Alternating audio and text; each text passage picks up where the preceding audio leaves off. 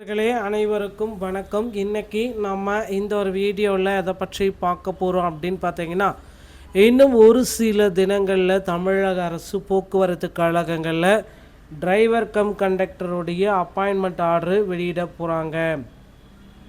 இன்னும் ஒரு சில தினங்கள் தான் இருக்குது மக்களே. அதிகபட்சமாக அந்த டிசிசியோடைய அப்பாயின்மெண்ட் ஆர்டரு இந்த பிப்ரவரி 20க்குள்ளே வர வெள்ளிக்கிழமைக்குள்ளே நிச்சயமாக வெளியாகும் அப்படின்றது எல்லோருடைய எதிர்பார்ப்புமாக இருக்குது.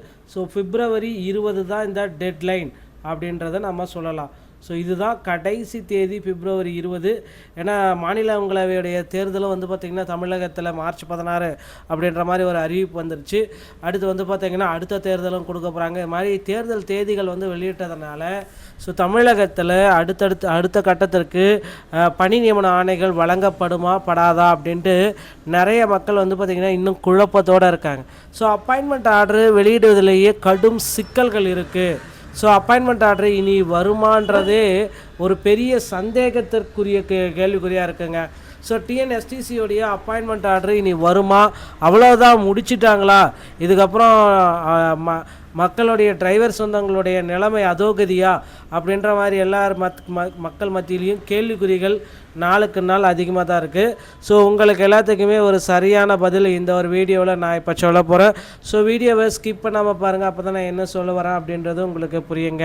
போக்குவரத்து கழகத்தை பொறுத்த வரைக்கும் டிரைவர் தனியாகவும் கண்டக்டர் தனியாகவும் எடுக்கணும் அப்படின்ட்டு நிறைய நண்பர்கள் பார்த்திங்கன்னா கோரிக்கை வச்சுருக்காங்க. ஆனால் டிரைவர் கம் கண்டக்டரை மட்டும்தான் நாங்கள் எடுப்போம் அப்படின்ட்டு தமிழக அரசு போக்குவரத்து கழகம் சென்ற ஆண்டு 2025 ஒரு ரிக்யர்மெண்ட் எல்லாமே ஸ்டார்ட் பண்ணாங்க. ஆனால் போக்குவரத்து கழகத்தில் புதிய அப்டேட் பார்த்திங்கன்னா இதுவரை சரிவர வெளியிடலை. அப்படின்றதுனால அடுத்த கட்டத்திற்கு பார்த்திங்க அப்படின்னா அந்த தேர்வு முடிஞ்சு செலக்ட் ஆன பீப்புள்ஸ் பார்த்திங்கன்னா இன்னும் அவங்களுக்கு செய்முறை தேர்வு எல்லாமே முடிச்சுட்டு அவங்களுக்கு பார்த்திங்கன்னா அப்பாயின்மெண்ட் ஆர்டர் அப்படின்றது இன்னும் ஒன்று கூட ரிலீஸ் பண்ணாமலே இருக்காங்க. ஸோ அப்பாயின்மெண்ட் ஆர்டர் எப்போ வரும் அப்படின்ட்டு எல்லா தரப்பு மக்களுமே கேள்விகள் மேலே கேட்டுகிட்டே தாங்க இருக்காங்க.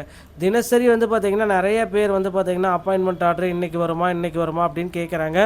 ஆனால் அவங்களுக்கு எல்லாத்துக்குமே ஒரே பதில் பார்த்திங்க அப்படின்னா அப்பாயின்மெண்ட் ஆர்டரு இந்த எலெக்ஷனுக்கு அப்புறம் தான் வரும் அப்படின்ற மாதிரி சில அறிகுறிகள் நமக்கு தெரிகிறது. அதனால் கண்டிப்பாக வெளியிடப்பட்டால் பிப்ரவரி 20 தான் டெட்லைன்.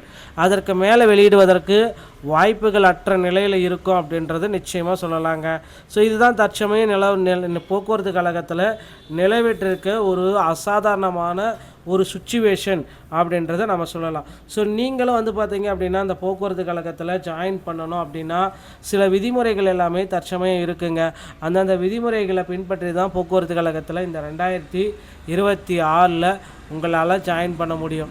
ஸோ போக்குவரத்து கழகத்தை பொறுத்த வரைக்கும் இப்போ இருக்கிற சுச்சுவேஷன் பிரகாரம் இந்த டிரைவர் கம் கண்டக்டர் தான் எடுப்போம் அப்படின்ட்டு அவங்க ஒரு பக்கம் கோரிக்கைகள் எல்லாமே வச்சுருக்காங்க.